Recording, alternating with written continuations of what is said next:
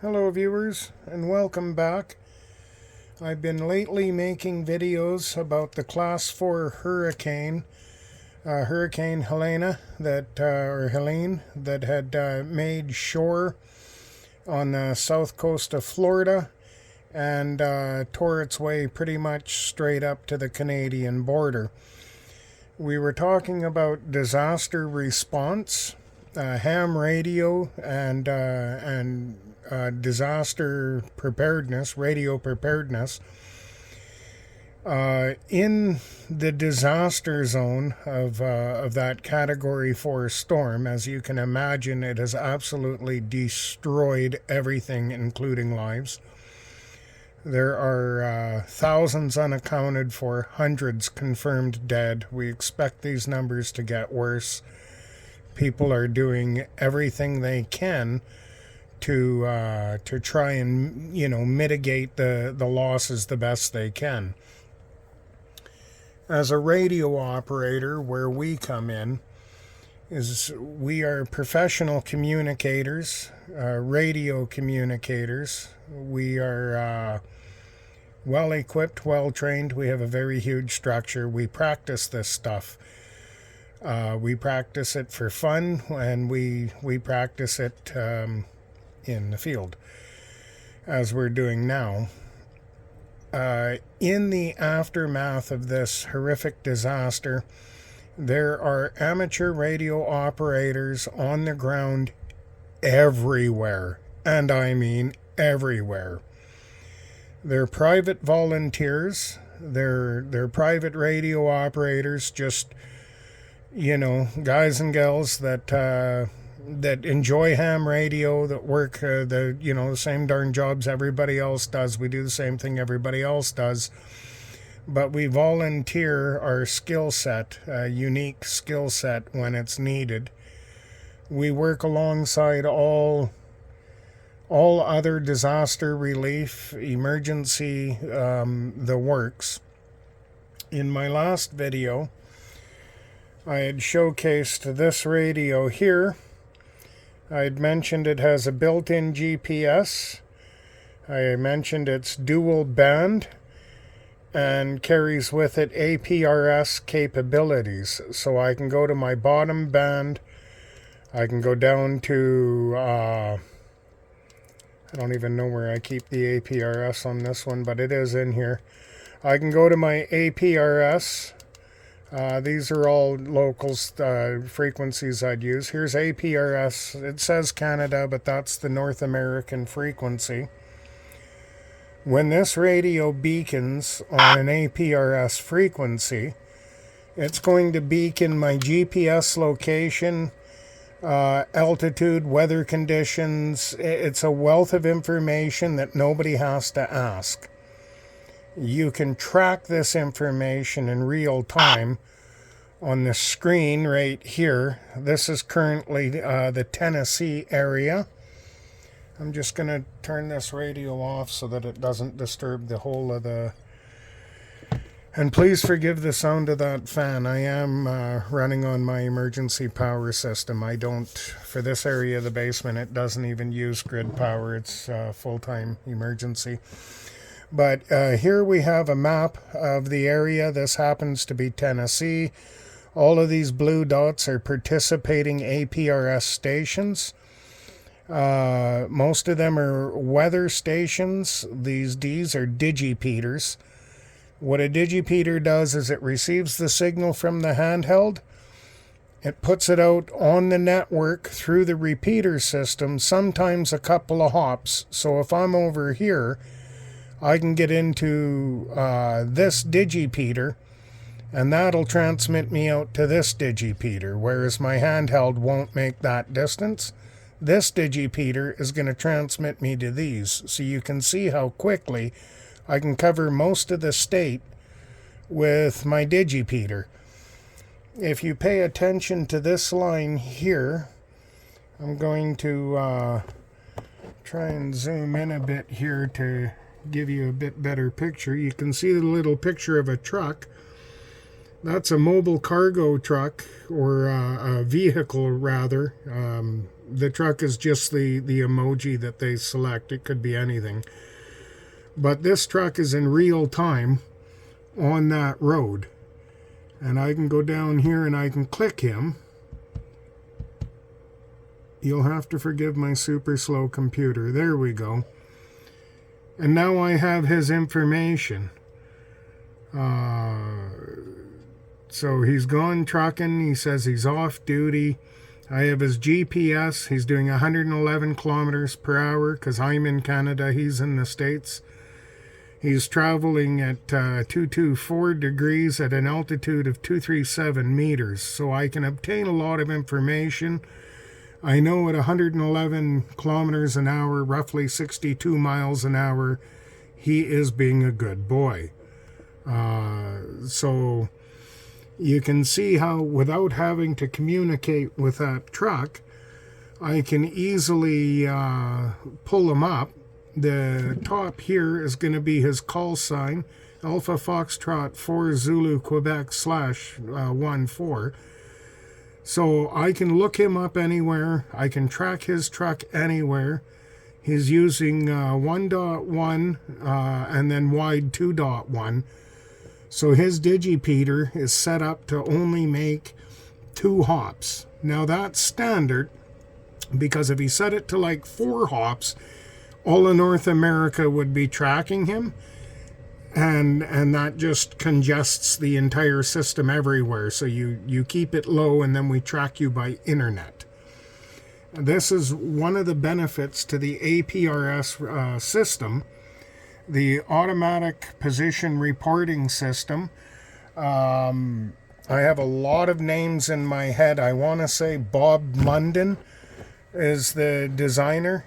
The guy who come up with it, he's an American anyway. That's all you Americans need to know is he's one of you boys. But it was originally a system designed for communicating with the Hawaiian Islands during storm and disaster. So the curator that built this system for us to play with has quite literally disaster preparedness in mind. That's what makes this system so well. Here you can see a repeater, and it shows you on the map where it is, so you can gauge your range to it, and it gives you its operating frequency. Down here is another repeater, and it's what it's giving me is the call sign for the repeater. And this is all amateur radio products. This is all civilian volunteer. So how it would work in a disaster: a ham radio operator is a communications expert and a logistics coordination professional.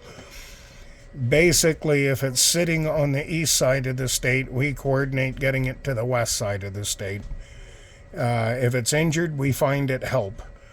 We will network through the vast number of people we have to work with. We will put people everywhere, all connected on our service, and we send information, pertinent, vital information. Where are the shelters? Which shelters take the injured? Which shelters take the families? Which shelters take the singles? Which shelters will allow pets? Where are the food stations, the water stations, the help buckets, medical personnel? We have the ability to communicate with airborne assets, get helicopters in, and do helicopter extracts. It's actually quite breathtaking and overwhelming to try and put it out to somebody who's not a ham radio operator. But typically how we will structure our efforts is we will zoom this out nice and slow so that, see how slow my computer is? That's why I don't use computers, man. This is ridiculous. There we go. So we'll draw this back a bit. Forgive all of the clutter. We'll just have to wait for it to better do its thing. These squares you're looking at is the coverage area. The bright red is thicker coverage. The lighter areas that we have less APRS coverage. This will work radio to radio. We do have equipment we can set up anywhere we want and link in. What we can do when you have got no email, no internet, and no cellular phone in your emergency zone, which is why we have to come, there's no other communication, we can still offline send emails, text messages, slow scan TV, pictures and photographs. Like you guys are without communication. We are not. We have mobile and portable repeaters, crossband repeaters, satellite uplink communication equipment. There's just so much. It's hard to spit it all out what we can do. Analog and digital communication over a wide variety of modes. RIDI, JS8 and JS8 call are popular now. There's, some of those modes are better for larger packages of information and some are better for smaller. But as we zoom out here and have a look at North America as a whole, I keep thinking it's a touch screen. Forgive me, I'm old and I don't know much better. I'm good with a radio, shite with a computer. So here's North America. This is where I live in the Calgary area on the southern end of Alberta. My communication bubble from here literally circumference North America. I get Alaska to Florida. I get Hawaii to PEI. That's my HF range.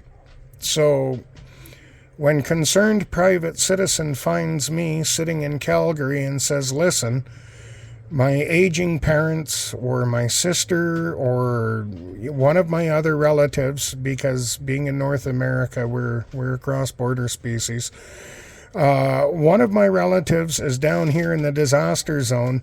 They have no services. I can't reach them. I want a welfare check. How do I do that? I'm going to turn on my HF radio and I'm going to send a signal. Now, if I'm lucky, I'm going to get the signal all the way down here on the first go. I can send my traffic. It'll be recorded at the TOC, the Tactical Operations Center. It's commonly referred to as net control, and I'll get into net control in a bit here. Net control on the ground monitoring HF will receive my signal, take my message, and unlike the telephone game from school, when ham radio guys give a message, it is word for word. We do not change or interpolate anything. If you say John drives the red tow truck, I say John drives the red tow truck. I'm not going to say John's a firefighter. I'm not going to say the tow truck is red.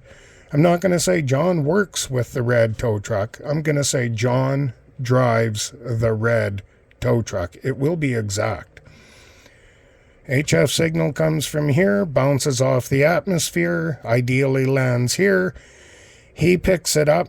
He puts it out on the 2 meter, 70 centimeter radio to everybody in the community. This person at this address with these issues, this is the concern. Can somebody do a welfare check?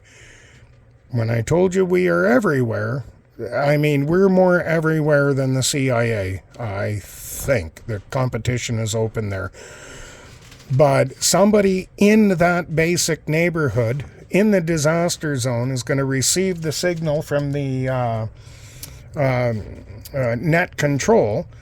They're going to identify themselves. This is this is me. I'm the operator. I am going to go to that address. They will go and check on those people. They'll compile a hasty report, This is what I found, wasn't home, was evac'd, is deceased, is okay, is medical distress. They'll get some details, as well as, if we did recover an elderly couple in a home, where are we evacing them to? Because concerned family up here wants to know. They use the 2 meter 70 centimeter to go back to the talk, to the net control. Net control puts it out on HF, looking for me and my station specifically with priority traffic. It's not emergency traffic, it's priority traffic. Priority traffic means he's not calling to say, hello, my equipment is, the weather is 73s. He's calling to say, I have a message for you, priority traffic. I will then receive that message, go back to the person I was talking to and relay it to him. And again, word for word. We don't change words. It is exact. It is a photocopy done verbally. Now, if he can't get to me, maybe his signal can get here. And the person here can grab the message and their signal will get to me. Or maybe their signal gets here and this signal gets to me. But the point is, we are everywhere. And what we do is send radio traffic at all times. We do it as a hobby. We do it as volunteers for your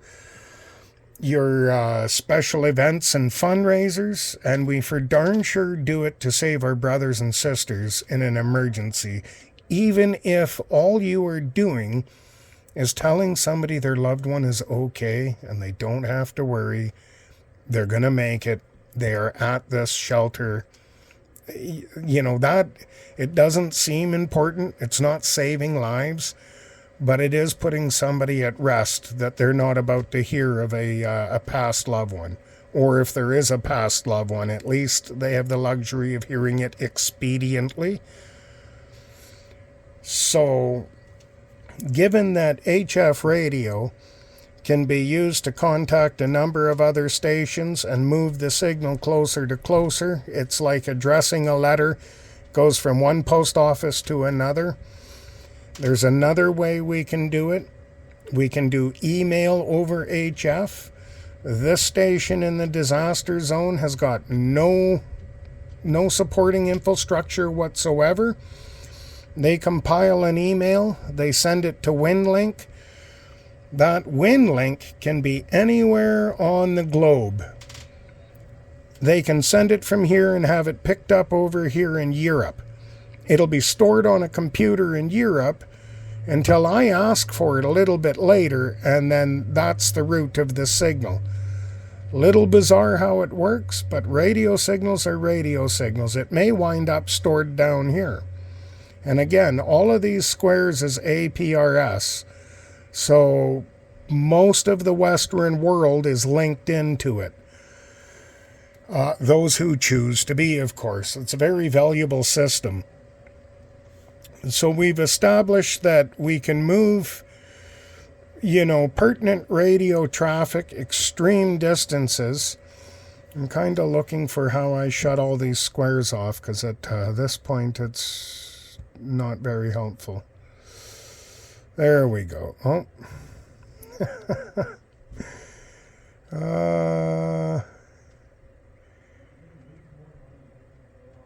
I don't know what any of these do. I'm not a computer guy, guys. I'm a radio guy, and, sometimes I'll play with a stick. Messing with this is just totally, you can tell I'm not prepared. But how on the ground it's going to work for radio communications, no matter where you happen to be sorry about, in this disaster zone, in a localized area, and we're going to have tactical operations centers in most major cities. They'll all be surrounded with ham radio guys. We can reach upstate, downstate, in-state, outstate, whatever you need. How it'll be structured is you have your net control. Net control has control of the airwaves. It doesn't matter who you are or what you want. You get permission from net control. Your messages go to net control. Your marching orders come from net control. You don't make a direct talk to the radio operator next to you unless you're going through net control. This is done to prevent calamity on the airwaves.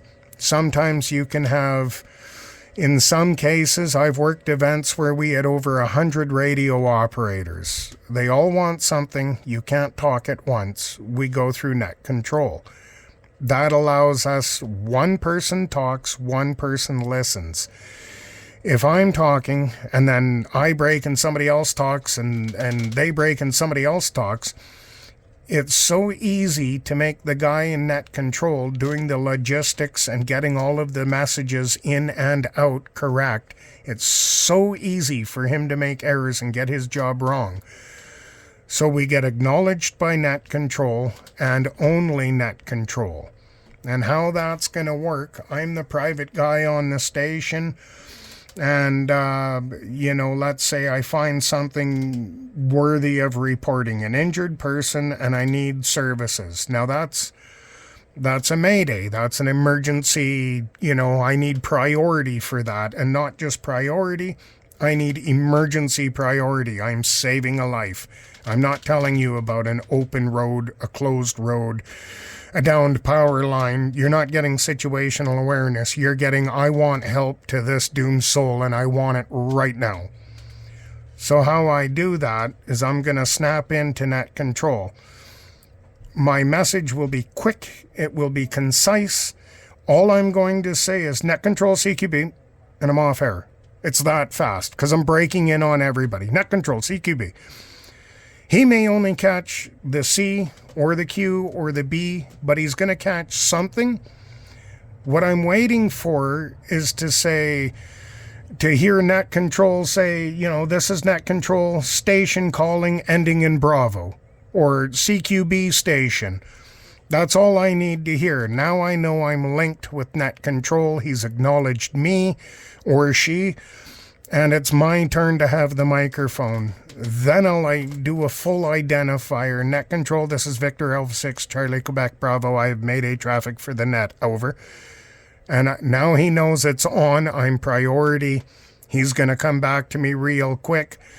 Ready to copy, send one ready, something to that effect. And then I'm going to go, injured person. This is the injury. This is the kind of person, 60s female, whatever. Injury is this. I need medical support. I need it here now. I need it to come from the north. The south is blocked. I'm going to give him my situation. I'm going to use as few words as possible. I will use a very distinct lingual to avoid confusion of words, confusion of addresses. I won't say 2643. I will say 2643, whichever street. If I spell this street, it'll be done phonetically. If I'm giving numbers, I will be, prior to transmitting numbers, I will say figures, so he knows he's to copy numbers. He will then confirm that message, repeating a bunch of it back to ensure he has indeed confirmed it. I will then come back, message confirmed and standing by. Now I'm off the air. I'm done. It's time for me to shut up. Because somebody else has something else to say, and their traffic is just as important as mine. They're doing exactly what I'm doing. We're saving lives. We're doing a recovery and a rescue. Actually, at this point, we're doing a rescue. Recoveries are going to come later. If I spot somebody who doesn't need rescue, because to be polite, they're pretty comfortable. Now that's a recovery. We will come back when we're done saving the living to collect those who didn't make it. As cruel as that sounds, it's about saving lives, not recovering lost ones. So we're going to go through net control. We're going to be quick. We're going to be concise. We will only be acknowledged when net control acknowledges us.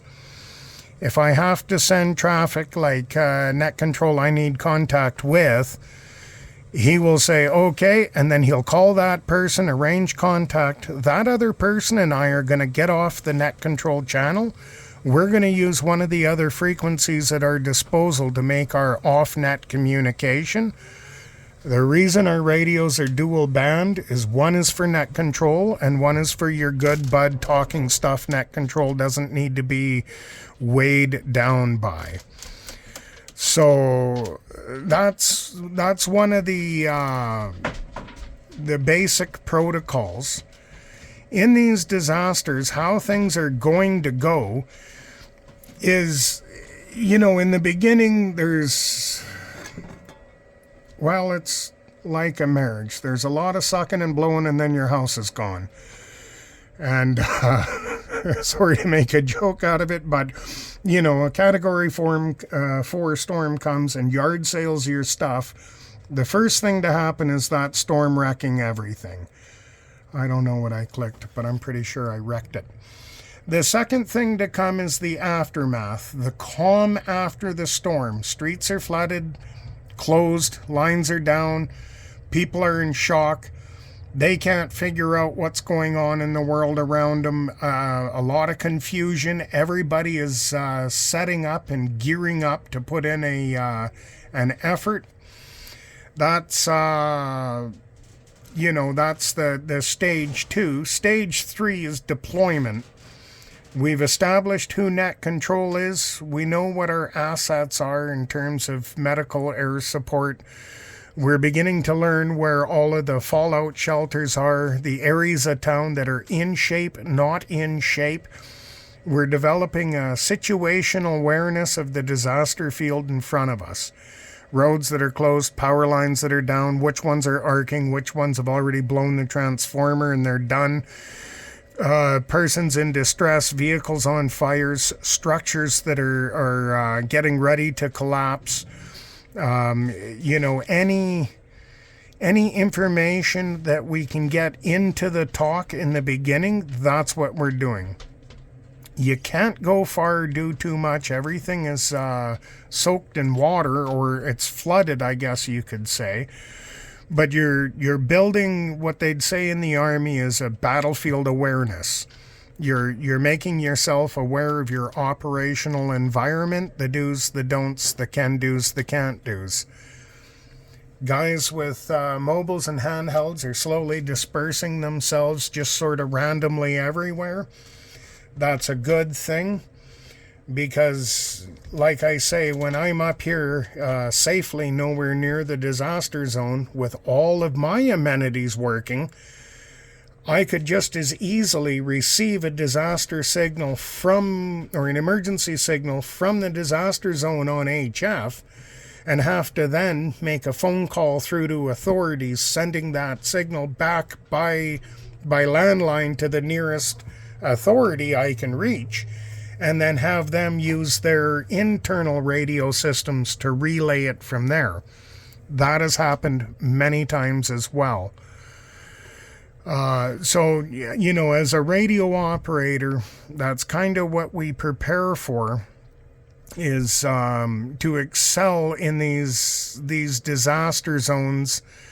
We can handle small disasters. We can handle wide open space disasters, ones that cover hundreds or even thousands of miles. Just because, as you see when I zoom out, ham radio guys are global. And it's not a profession. We're not paid for it. Our hobby, our passion, is to get the message through, regardless the odds. I here in Calgary, I have options to talk to Edmonton and to talk to Lethbridge. In a provincial-wide disaster, I can lay my antenna flat a few feet off the ground, use a propagational technique called NIVIS, Near Vertical Incident Skywave. I'm sending the signal straight up to bring it straight back. And when I do bring it back, I will cover from Lethbridge to Edmonton in a nice little circle without a problem, real strong. That's one of the propagational tools we have. I've mentioned different digital protocols we have. All of our equipment is mobile, portable, off-grid, standalone stuff with redundancies. In my next video, I will talk about training and how ham radio guys train for a disaster when there's no disaster to train for. Some of the volunteering we do, and the modes of operation, how we structure ourselves to move information rapidly over a long distance. For instance, one of the volunteering I do operates between Airdrie and Olds. Olds is at the very top of the screen. I can probably move that down without caving in the computer. There we go. We operate a distance from this location to this location using roads as far out as this location and as far out as this location. So this entire area is over 100 kilometers or 62 miles. I think it's actually closer to about 80 or 90 mile in total as the crow flies. And basically we have a bunch of participants in a fundraiser for this particular route is one of our particular fundraisers, charitable fundraisers we do. We handle all the safety and logistics from here. Sometimes we have riders leaving here while riders are up there. So we have to get vehicles all along here.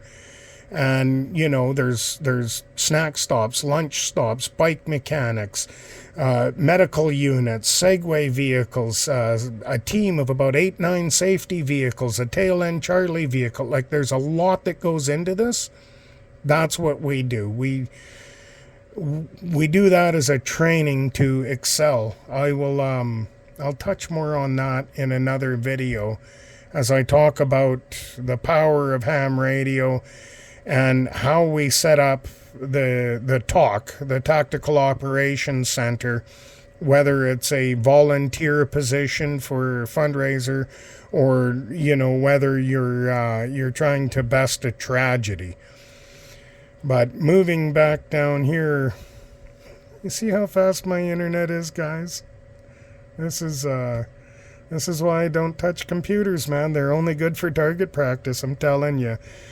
I mean, right? Like, if you can hit that at 1,000 meters, well, you've probably not your first day in the field. There's Colorado Springs. See, I don't even know where I'm going. Oklahoma, Memphis. We're getting there. Back to the old disaster zone. So all through here, right up into, you know, this is all currently just in an absolute state of disaster. A lot of volunteers are in there. One of the things I do want to say, this has gone on way too long, but this is not a short subject. If you are at all available to donate even $1, I strongly implore you to go on YouTube and look up pinball preparedness. He's a man in Tennessee. I've been watching his videos. He's pretty good people. He has been collecting thousands in donations. He has bought pellets of water. He's sent over 100 emergency supply buckets, and he's not government. This is you and I doing it. You know, people who want to help sending in $1, he's spending that dollar, getting those supplies, arranging logistics, and moving them into eastern Tennessee, where they were harder hit. They don't have a great deal of support in the way of FEMA and other government supports. The suffering is high. The needs are high. Water. They need a lot of water. They need some food. They need hygienic supplies. And he is cleaning out his local stores from towns around. He had a nice lady drive an hour and a half to meet him. They live 3 hours apart. He was having a processing problem with the processors for the donations. And again, this is Pinball Preparedness on YouTube. He drove an hour and a half to meet a lady halfway that handed him $10,000 in cash money, and then she opened up a GoFundMe to collect even more money to get to him, to get into the disaster zone. So he's not one of these, I'll move 10% to the people and the other 90 is for my aunt. No, he's moving 100%, dollar for dollar. The very best I can tell. Do your own research. I'm just saying, the man's got my support. Pinball Preparedness. He has been working like a bear to get supplies to the needy. The other one is called Grindstone Ministries. I really want to help out in this disaster. There is nothing I can do logistically at my distance except work the radio, and maybe you're useful. Grindstone Ministries. I can't recall exactly which state he's in, but he is near the disaster zone. He has volunteered boots on the ground at this time. He's got a 501c3, whatever the hell that is, charitable company. That's American talk. I only talk Canadian. I don't know American that well. But he's got himself a 501c3 under Grindstone Ministries. You can find him on the internet, on YouTube, under Bear Independent, B-E-A-R Independent. He also runs some other stores. He's another good guy, good Christian guy. He's not going to be pocketing money and trying to make profit off of this. Once you do your research at Bear Independent, you'll find he has more than one 50c3, one he calls Caleb House. I would encourage a donation to that too, for all the right reasons. Do your research. You will understand why. But if you want to help the people in this area, government and FEMA and some of those other organizations, they're very valuable to have.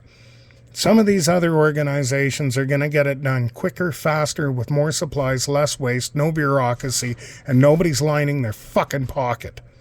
Pardon my language. I don't like to swear. Again, Pinball Preparedness on YouTube or Bear Independent on YouTube. Neither one of these people have any idea I watch their channel. I just know that they're good people. They're up to good things. So if you want to try and drop some assistance, who knows, maybe you can only purchase a single bottle of water. For a thirsty person, they are happy. If it's a bag of ramen noodle, for a hungry person, they are happy. Anyway, I've yammered on nearly 40 minutes. Most of you won't watch me past 2.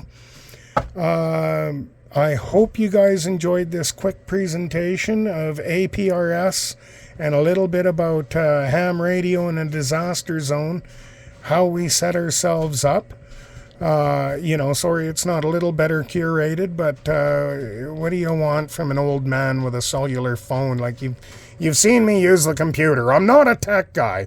You're not getting editing and high quality video. That's why I tell you, donate to the other guys. I don't want your money. Anyway, my next video coming up, you get to listen to me ramble on about volunteering, training for these events, volunteering for our community, how we set up and structure a tactical operations center to keep track of all the participants and keep all the little boys and girls safe in the street. Thank you very much for watching. Do leave a comment. I wouldn't be making these videos if I wasn't getting feedback in the comments. I think all my viewers are great. Thank you very much for watching. Have a great day.